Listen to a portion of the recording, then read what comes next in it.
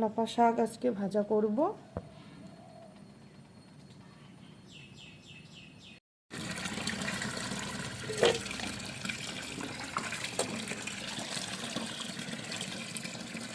দিয়ে দিচ্ছি রসুন, পাঁচফোড়ন, কাঁচা লঙ্কা, পেঁয়াজ,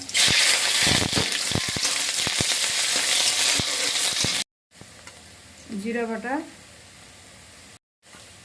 আদা রসুন বাটা।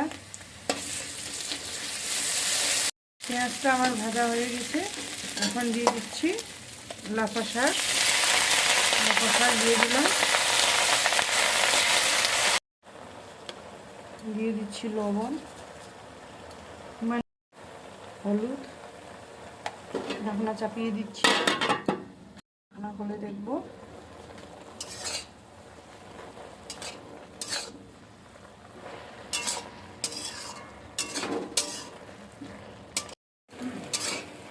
লাফা শাক থেকে অনেক জল বেরিয়েছে।